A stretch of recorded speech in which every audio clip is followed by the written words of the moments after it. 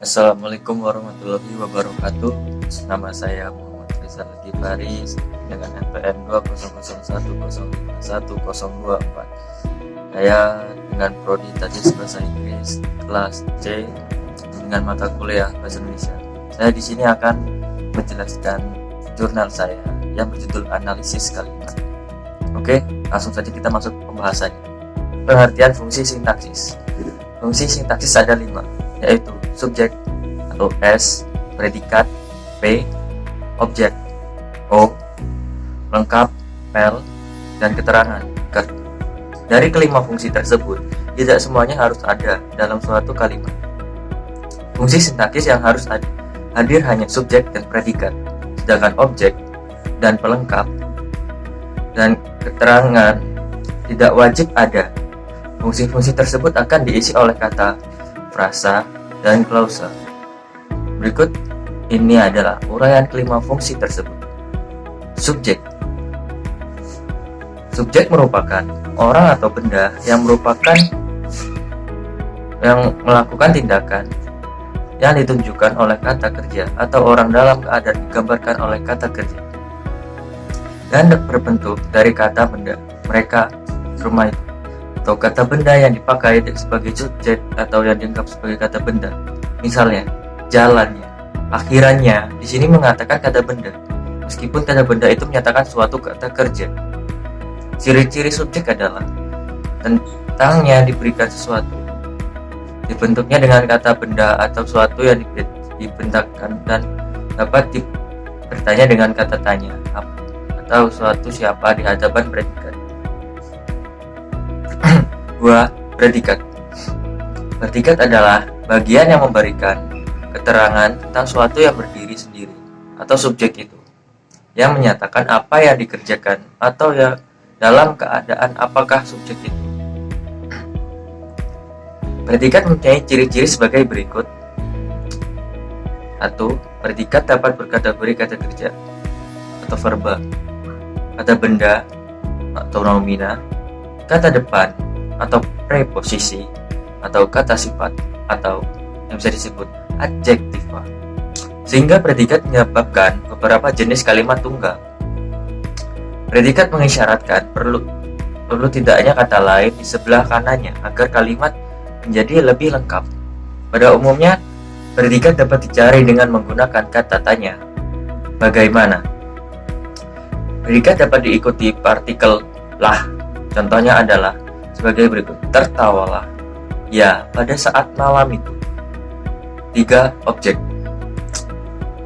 Objek adalah konstituen kalimat yang kehadirannya dituntut oleh predikat yang berupa verba transitif pada kalimat aktif, yang objeknya diletakkan setelah predikat. Objek dapat dikenali dengan memperhatikan A. Jenis predikat yang melengkapinya, dan B. Ciri khas objek itu sendiri, di mana verba transitif ditandai dengan afik tertentu, sufiks kan dan i, serta prefiks merupakan verba transitif. Contohnya, pembantu S membersihkan P, ruangan saya O. Jadi pembantu itu subjek, membersihkan itu predikat, ruangan saya itu objek. Objek mempunyai ciri-ciri sebagai berikut. 1. Objek berada di samping kanan predikat tanpa disisipi kata, kecuali pada kalimat pasif. B. 2. Kata atau frasa yang bisa menjadi objek berkelas kata benda. 3. Objek dapat berpindah posisi menjadi subjek bila predikatnya diubah menjadi pasif. 4. Objek dapat tersurat atau tersirat. 5. Objek dapat diganti dengan akhirannya. Oke, kita masuk ke nomor 4. 4. Pelengkap. Pelengkap atau pel adalah bagian dari P verbal yang menjadikan P itu sendiri menjadi pelengkap. Kedudukannya mirip dengan objek, hanya bedanya kalau objek keberadaannya ditentukan oleh sifat verbanya yang transitif, sedangkan pelengkap keberadaannya bukan ditentukan oleh faktor ketransitifan, melainkan ada faktor keharusan. Untuk melengkapi pelengkap, tidak harus ada di dalam kalimat. Ketika pelengkap berawalan ber, maka pastinya kata selanjutnya bukan objek, melainkan pelengkap, pemberi atau penerang. Contohnya, Bumina, subjek, berdagang, predikat, sayur, pelengkap, di pasar pagi, keterangan. Pelengkap mempunyai ciri-ciri sebagai berikut. A. Pelengkap berkategori kata atau frasa nominal, verbal, dan adjektiva. Pelengkap berada setelah verba, semi-transitif, dan dwi-transitif. Pelengkap dapat didahului oleh preposisi. Pelengkap tidak dapat dipastikan. Jika dapat dipastikan, tidak dapat menjadi subjek. 5. Keterangan.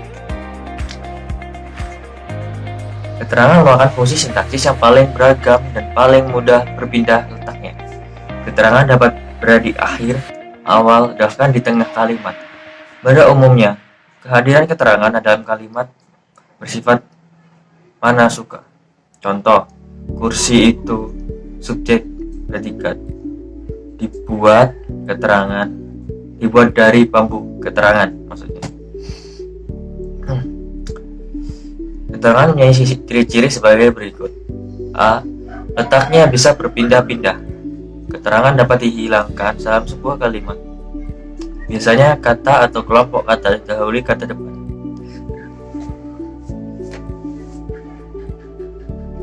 Pengertian kategori sintaksis. Analisis kalimat berdasarkan kategori merupakan penentuan kelas kata yang menjadi unsur-unsur kalimat tersebut. Verhaar mengatakan bahwa kategori sintaksis adalah apa yang sering disebut kelas kata, seperti nomina, verba, adjektiva, adverbia, adposisi. Albi membagi kelas kata ke dalam 5 kelas. Kelas kata tersebut adalah 1. Kata benda atau nomina. Kata benda adalah kategori secara sintaksis, tidak mempunyai potensi untuk bergabung dengan partikel, mempunyai potensi yang didahului oleh partikel dari.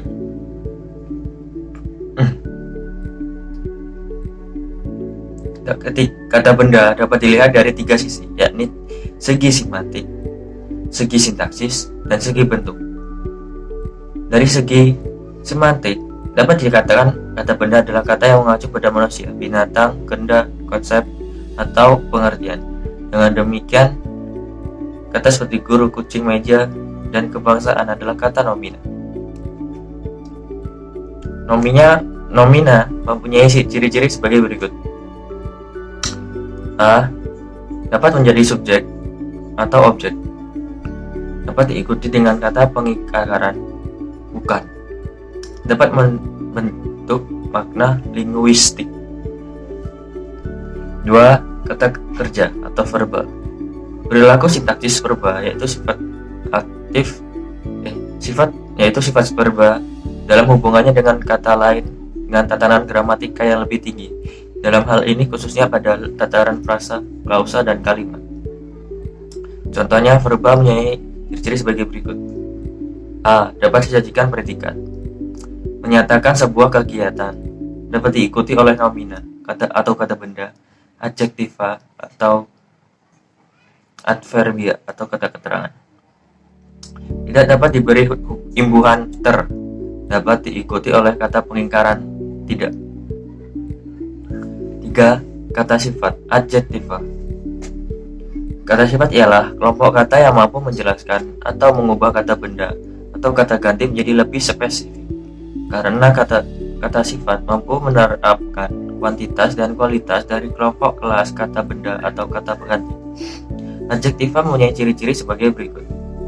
Kata sifat terbentuk karena adanya penambahan imbuhan ter yang mengandung makna paling. Kata sifat dapat diterangkan atau didahului dengan kata lebih, agak, paling, sangat, dan cukup. Kata sifat juga dapat diperluas dengan proses pembentukan seperti ini.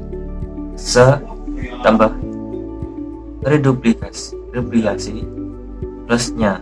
Contoh, sehebat-hebatnya, setinggi-tingginya. 4. Kata keterangan atau adverbia. Kata keterangan atau adverbia merupakan kelas kata yang menunjukkan keterangan. Kata lain seperti kata kerja, kata sifat, kata bilangan, atau tidak bisa dijelaskan kata benda. Pada kalimat contoh, kata keterangan antara lain sangat, amat, tidak, dan lain sebagainya. Adverbia mempunyai ciri-ciri sebagai berikut. Menyajikan pembahasan mengenai kata lain. Tidak bisa dipakai untuk menerangkan kata benda atau kata ganti benda. Seringkali berada di awal atau akhir kalimat.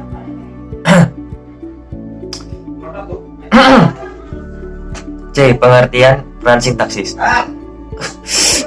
Analisis kalimat berdasarkan peran mengacu pada makna pengisi unsur-unsur fungsional kalimat. Menurut Perhat, mengatakan bahwa peran adalah segi semantis dari peserta-peserta verba, dan unsur-unsur peran ini berkaitan dengan makna gramatikal atau sintaksis. Makna pengisi unsur-unsur fungsional kalimat dapat diuraikan sebagai berikut. 1. Makna unsur pengisi subjek. Ramlan tahun 1996 mengemukakan beberapa kemungkinan makna unsur pengisi S, yaitu 1. Menyatakan pelaku, misalnya seorang gadis membeli 4 batang lilin. 2. Menyatakan alat, misalnya bus-bus itu mengangkut penumpang. 3. Menyatakan sebab, misalnya banjir besar itu sedang menghancurkan kota. 4. Menyatakan hasil, misalnya rumah-rumah murah hanya didirikan untuk banyak didirikan pemerintah. 5. Menyatakan tempat, misalnya pantai Kuta banyak dikunjungi oleh orang. Oke. 2. Makna unsur pengisi predikat P. Ramlan 1996 mengungkapkan maka unsur pengisi predikat adalah 1. Menyatakan perbuatan, misalnya pria sedang belajar. 2. Menyatakan keadaan, misalnya rambutnya hitam dan lebat. 3. Menyatakan pengenal, misalnya orang itu pegawai kedutaan. 4. Menyatakan keberadaan, misalnya para tamu berada di ruang tempat. 3. Makna unsur pengisi objek. Kemungkinan makna unsur pengisi objek adalah 1. Menyatakan penderita, misalnya Tuti mencuci pakaian. 2. Menyatakan tempat, misalnya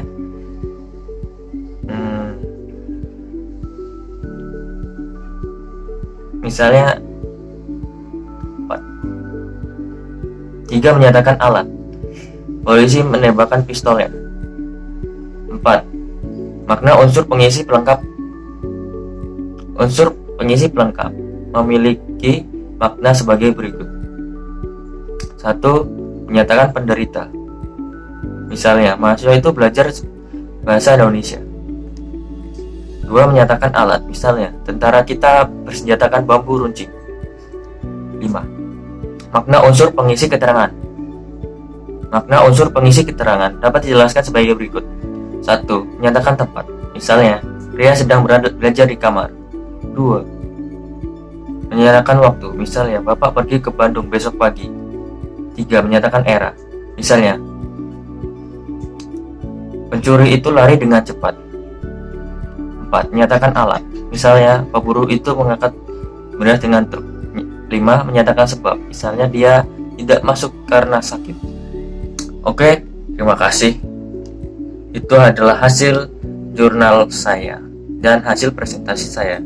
Jika ada kesalahan dan kurang dalam penambahan pengucapan saya, mohon dimaafkan.